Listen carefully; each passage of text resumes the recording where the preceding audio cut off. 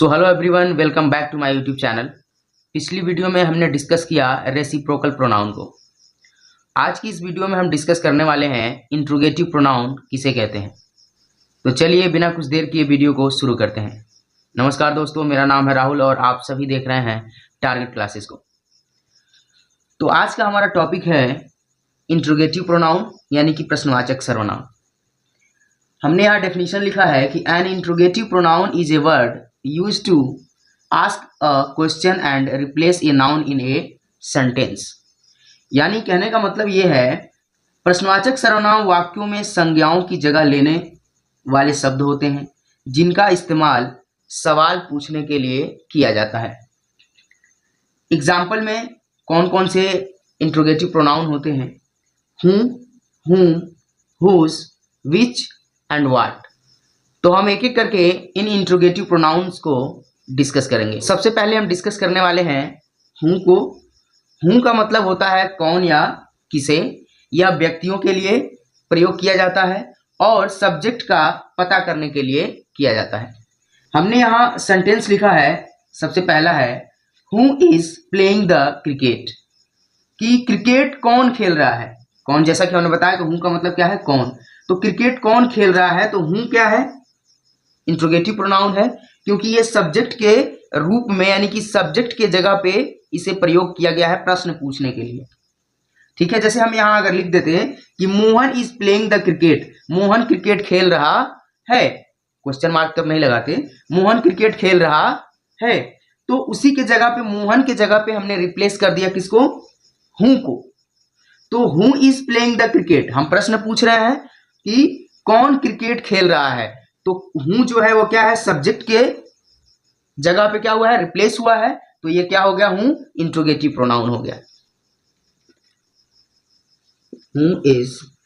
उसी प्रकार दूसरा सेंटेंस है हु इज कुकिंग फूड, भोजन कौन पका रहा है।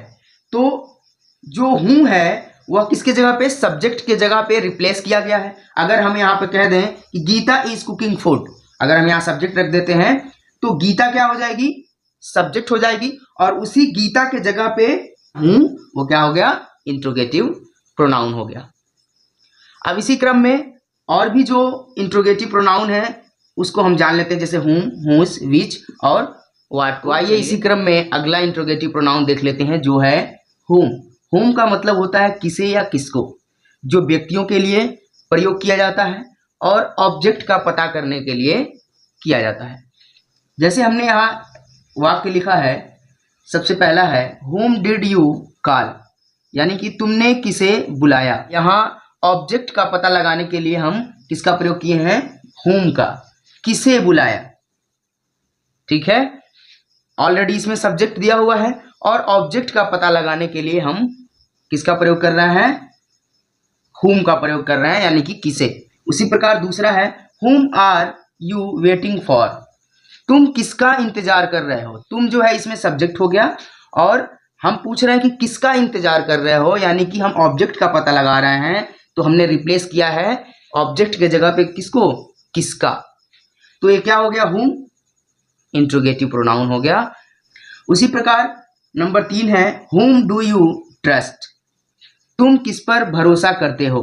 तो यहाँ भी हम ऑब्जेक्ट का पता लगाने के लिए हमने whom को ऑब्जेक्ट के जगह पे क्या किया है, रिप्लेस किया है। तो हम ऑब्जेक्ट का पता लगाने के लिए प्रयोग कर रहे हैं किसका, किस पर, यानी कि whom। तो whom क्या हो गया, इंट्रोगेटिव प्रोनाउन। उसी प्रकार हम जान लेते हैं कि whose जो इंट्रोगेटिव प्रोनाउन है उसका प्रयोग कहाँ किया जाता है। whose का मतलब होता है किसका या किसकी, जो संबंध बताने के लिए किया जाता है या मालिक बताने के लिए किया जाता है। जैसे एग्जाम्पल देख लेते हैं, सबसे पहला है whose is this pen, यह पेन किसकी है, या जो पेन है उसका संबंध किससे है।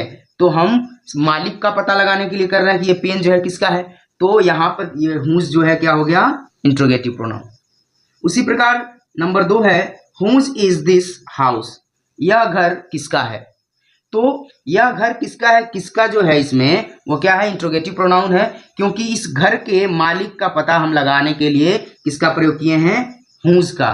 तो ये क्या हो गया, इंट्रोगेटिव प्रोनाउन। उसी प्रकार नंबर 3 है whose was this idea, यह विचार किसका था।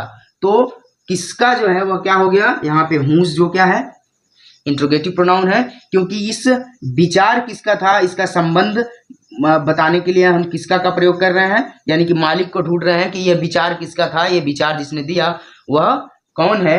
तो उसके लिए हम क्या करेंगे, किसका यानी कि whose का प्रयोग करेंगे।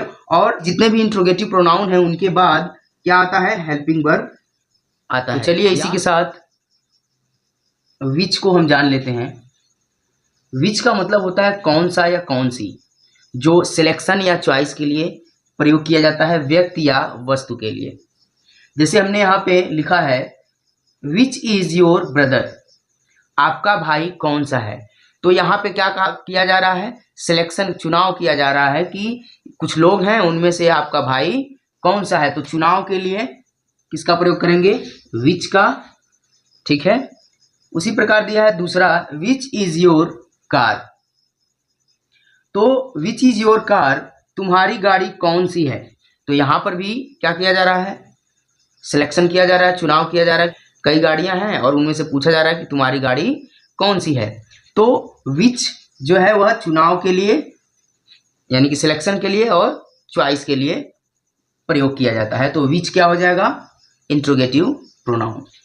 उसी प्रकार नंबर 3 है which is the correct answer, सही जवाब कौन सा है। तो कौन सा है क्या किया जा रहा है, पूछा जा रहा है कि कई सारे जवाब हैं और उनमें से सही जवाब कौन सा है उसका चुनाव करना है। तो विच क्या है, इंट्रोगेटिव प्रोनाउन है। उसी प्रकार दिया है व्हाट, व्हाट मीन्स होता है क्या, और क्या प्रश्न पूछने के लिए प्रयोग किया जाता है। जैसे व्हाट इज योर नेम, तुम्हारा नाम क्या है। तो ये प्रश्न पूछा जा रहा है तो क्या हो जाएगा, इंट्रोगेटिव प्रोनाउन। उसी प्रकार व्हाट डू यू वांट, तुम क्या चाहते हो, ये भी प्रश्न पूछा जा रहा है तो व्हाट क्या हो जाएगा, इंट्रोगेटिव प्रोनाउन। आपके मन में एक सवाल आ रहा होगा कि व्हेन,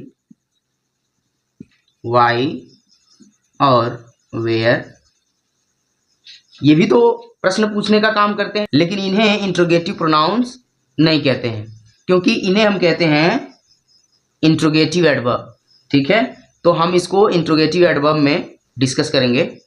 इसी के साथ हम थोड़ा सा डाउट आपका क्लियर कर देते हैं कि इंट्रोगेटिव प्रोनाउन और इंट्रोगेटिव एडजेक्टिव में क्या अंतर है।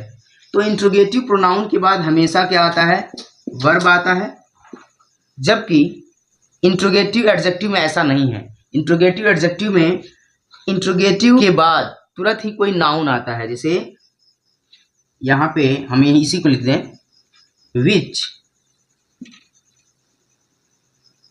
Car is yours, which car is yours. यहाँ पे क्या कहा कर रहा है, यहाँ भी प्रश्न ही पूछ रहा है, लेकिन विच के बाद क्या आ गया, एक नाउन आ गया। और जब भी विच के बाद, हूं के बाद या हूंस के बाद या वाट के बाद जब भी कोई नाउन आए तो वह क्या हो जाता है, इंट्रोगेटिव एडजेक्टिव। जब इनके बाद कोई वर्ब आता है या हेल्पिंग वर्ब आता है तो ये क्या है, इंट्रोगेटिव प्रोनाउन होते हैं। तो आशा करता हूं कि आज का टॉपिक इंट्रोगेटिव प्रोनाउन आपको अच्छी तरह से समझ में आ गया होगा। अगर कोई क्वेश्चन है तो आप कमेंट बॉक्स में पूछ सकते हैं। तो चलिए मिलते हैं किसी और वीडियो में किसी और टॉपिक के साथ, तब तक के लिए धन्यवाद।